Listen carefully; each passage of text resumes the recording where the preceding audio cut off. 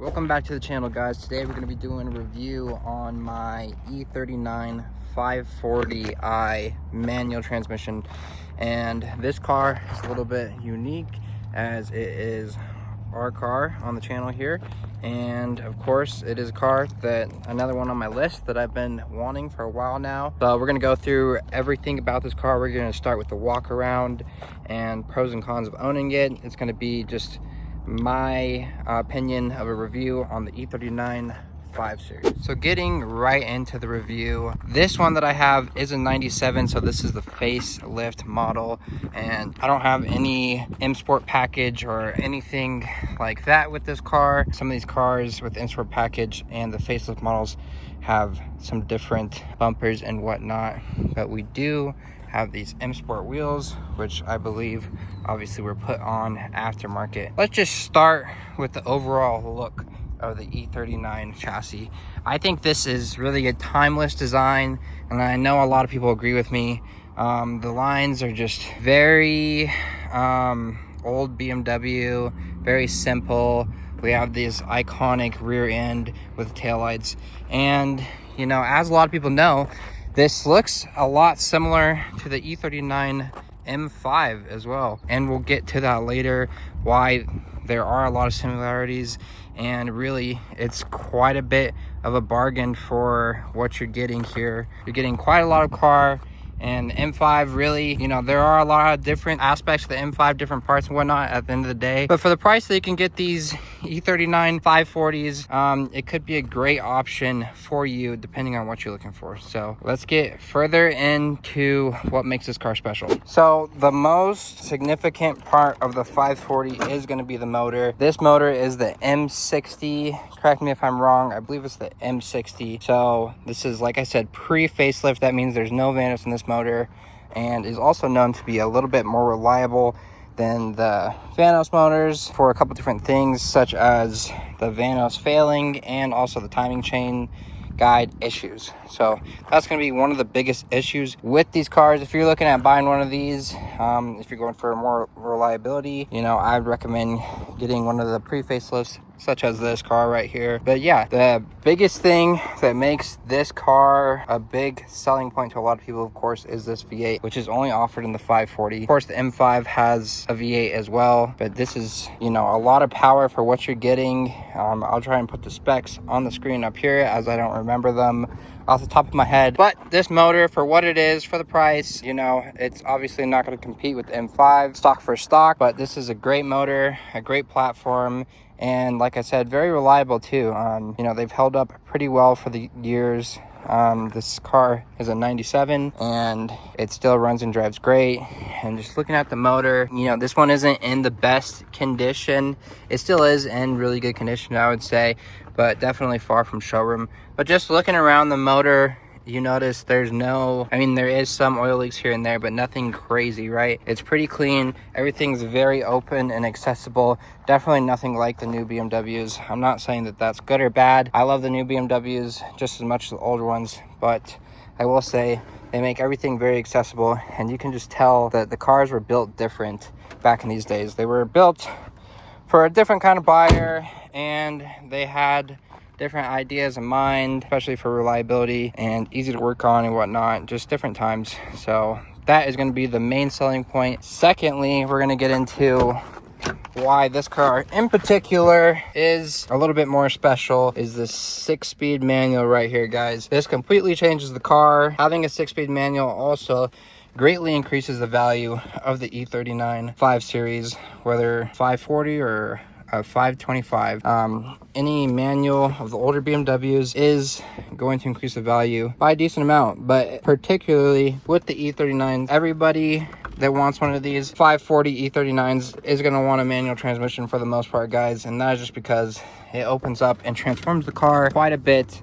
It's a huge difference. I have owned other E39 540s in automatic transmission, and you just lose a lot of, you know, that enthusiast feeling and just being in control. The auto transmissions for these older E39 series you know, aren't necessarily bad. They're just a little sluggish, and having the manual transmission really tops off to being close to that M5 experience. As some of you guys might know, all the M5 E39s only offered in manual transmission. So that in itself is really what makes this car special. But besides that, there are some other things as well. So moving on into the interior, I'm gonna start, I guess this is kind of more of an exterior thing, but a lot of people will tell you, you know, just listen to the door.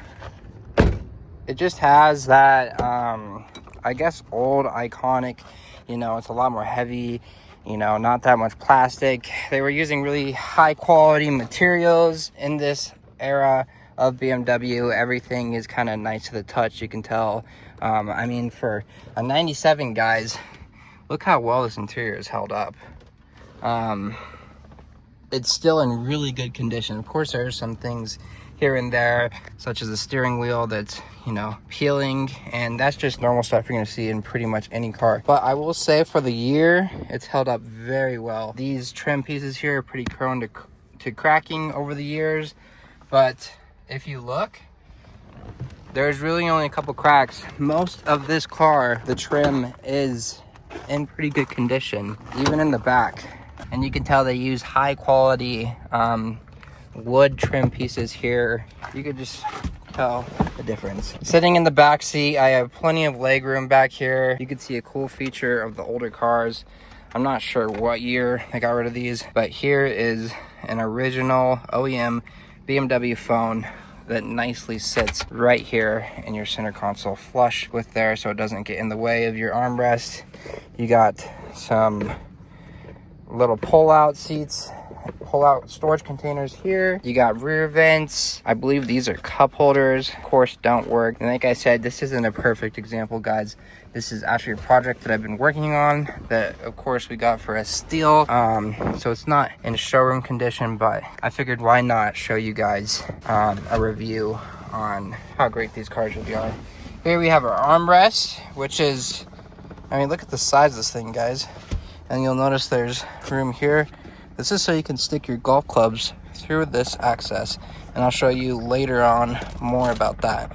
But yeah, we have this huge armrest, plenty of room back here. Even things like the buttons are just very quality feeling, and that's a very big common theme in this car for this year. All the stocks, the turn signals, very quality feeling, nice to the touch. Buttons on the steering wheel. We even have a heated steering wheel button for a 97. That's pretty impressive. Volume buttons here, cruise control, all the buttons for climate controls. Everything is nice to the touch. Of course, we have our BMW climate control, I don't know what you want to call this, switch, which basically overrides whatever you have on. This is basically a separate climate control from this. If you know, you know, I guess, kind of thing. Kind of a funny feature. I'm not sure if they still use this in the new cars, but they did keep this feature for a long time. But yeah, the door cards, how sporty this is, guys. Yeah, it's simple and elegant at the same time. We got these nice stitching lines here to give some contrast in the door card itself. One of my favorite features down here, little coin storage, just small touches like this. The side vent in the door card itself was just really flows very nicely. Unfortunately, we were just on the subject with the wheel, but we do have just the comfort wheel, which is a shame, as M Sport wheels are always better. Very regular old BMW dash here, common thing. Basically, the biggest qualities of this car is just everything is, you know, nice to the touch. And as you'll see, I mean, there's some things like this that is kind of sticking, but that's just from old age and a little bit of abuse. We have this nice little coin storage down here. One of the biggest things with the E39 that might disappoint a lot of people is, you know, usually most cars this would be a little center console storage right here, but we actually don't get that. This is not openable, guys. The only storage we have here in the center console is this right here. So at least BMW gave us some room, but we do have a nice little shelf tray deal here. And these are supposed to be cup holders, which are missing. But yeah, we got our CD player there, radio, etc. That is pretty much it for the interior. Like I said, you know, this is not a special model, so we just have comfort seats here, but these still are very comfortable. And honestly, have held up pretty well compared to some other manufacturers like Lexus and Toyota. Not talking shame about them, but their leather seats haven't held up nearly as well. These are still in great condition. So yeah, that's pretty much it for the interior. High quality, holds its value pretty well. You can see not even a sagging headliner. Headliner's still in great condition. If you look for a nice one of these, it's not too hard to find them in great condition still, if you just look hard enough, and interiors are gonna hold up pretty well. Okay, so I'm gonna waste no time. Let's get into probably what you've been waiting to see, and that is the actual driving experience of the E39 540.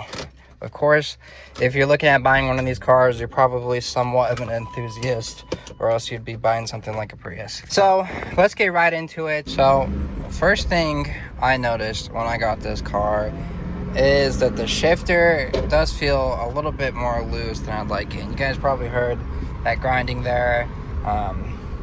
It is having issues with that third gear synchro going out. So that is something to be careful of as well.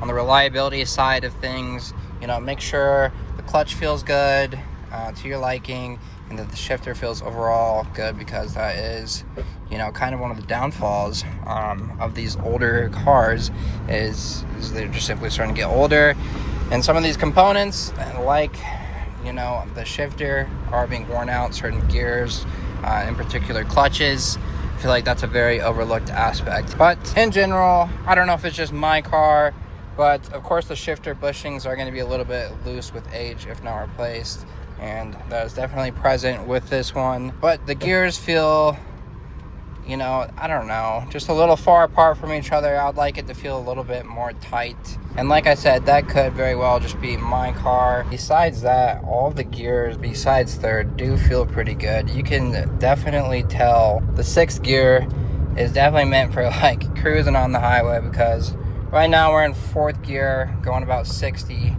at 2,500 RPMs. So this car is definitely, you know, a cruiser built for the Autobahn, and just to cruise at high speeds for a long time. And you can definitely feel that. It can feel a little bit sluggish at times as well too, in lower speeds. Just driving around town, you really don't feel that V8 power until you're high in the RPM. Alright guys, I'm gonna wrap this video up here. Overall conclusion of the 540. If you guys are thinking about buying one of these cars, you know, go ahead and buy one. I would say you're not going to regret it. The values are good. They're not going down anytime soon. Overall experience is great. Cost of maintenance is pretty cheap, minus timing chain guides. You know, if that's something you're worried about, especially with facelift versions, just make sure it's already been done if you don't want to deal with it, which isn't very hard to find nowadays since a lot of them have higher miles. But overall, the 540i is a great choice for enthusiasts, cheap budget vehicle. I definitely recommend it to anybody looking into getting one. You really can't go wrong. And you know, this one in particular, if you're looking for one, is for sale here in Denver, Colorado. So if you want more information about that, I'll either put a link down in the description or some way to contact me. And you know, if you enjoyed this video, if you got any value from it, if you want to see more videos, more reviews, you know, like and subscribe, helps the channel, keeps me motivated to keep making more videos for you guys. I know I've been a little bit slow, but I'm trying to stay consistent with my videos. So yeah, hope you guys enjoyed. Hope you guys get a nice 540 for yourself, and have a good day.